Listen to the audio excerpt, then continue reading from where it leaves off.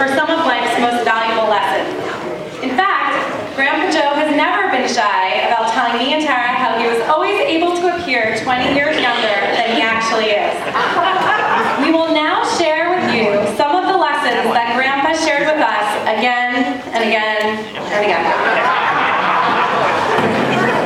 Lesson number 1, find your life's passion.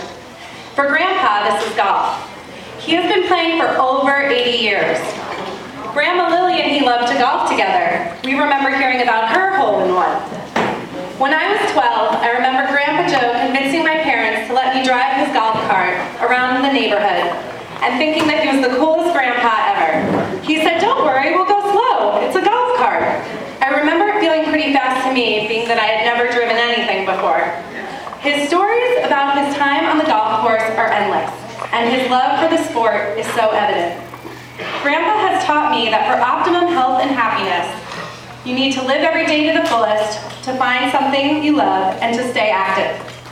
Grandpa was in the paper a few years ago, recognized as the oldest golfer in Clearbrook. He was photographed with the youngest golfer in the area, an 8-year-old boy. The pictures were priceless.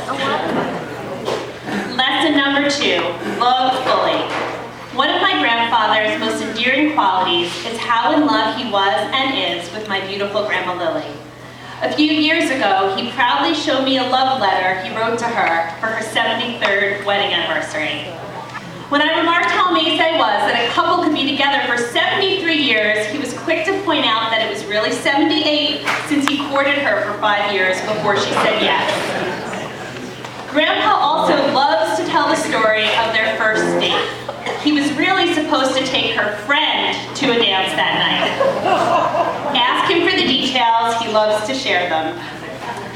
As you heard earlier, my grandpa is the Clearbrook matchmaker, so further evidence about what a romantic he is. So if you want to meet someone, you should probably talk to him soon because Valentine's Day is next week.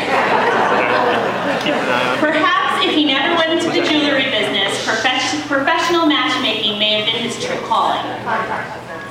Lesson number 3, work hard.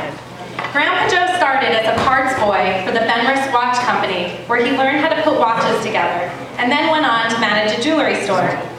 It was 1939 that he and his brother Al opened Golden Jewelers in the Bronx.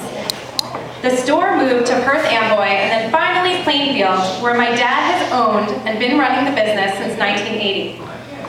Grandma Lily even helped out in the store on occasion. Grandpa put so much of his time and energy into creating Golden Jewelers and had a wonderful, fruitful business with devoted customers whose children then became my father's customers. Whenever I would start a new job, Grandpa Joe would ask me, "Does it make you happy?" If so, that's what counts. He's made me realize that life is precious and it's crucial that you should not only follow your passions, but that you should give it all you have. Lesson number 4, live healthfully.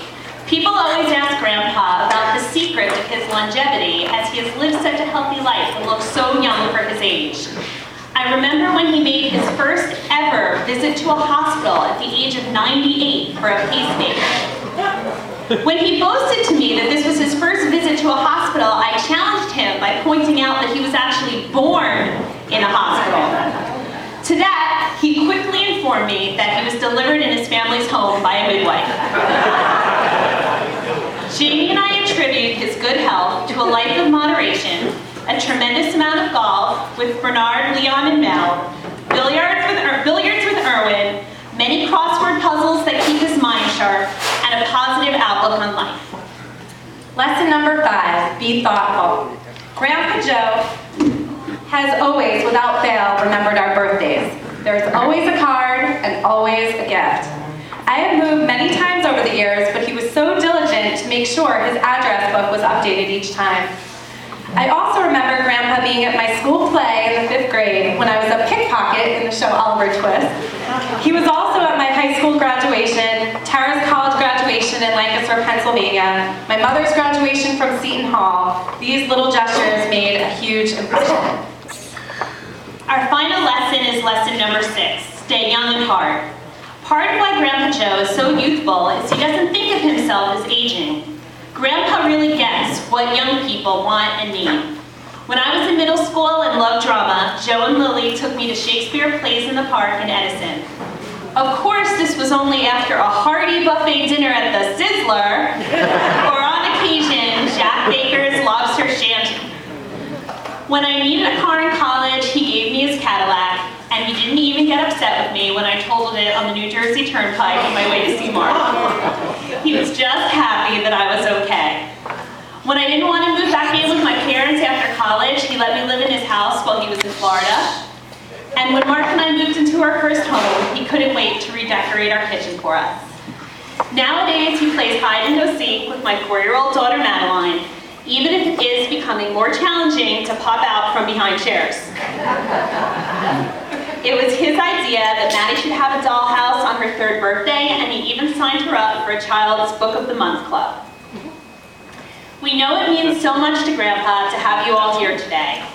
When I had lunch with him last weekend, he told me his friends here in Clearbrook are the type of people who look you in the eye, really care about how you're doing, and make him so happy that it sometimes can bring him to tears. Grandpa, we have so much more we look forward to sharing with you, such as your 2nd great-grandchild And a summer wedding. So remember these lessons from our Grandpa Joe. Find your life's passion. Love fully, Work hard. live healthfully, Be thoughtful. and stay young at heart. Happy 100th birthday, Grandpa. Love you.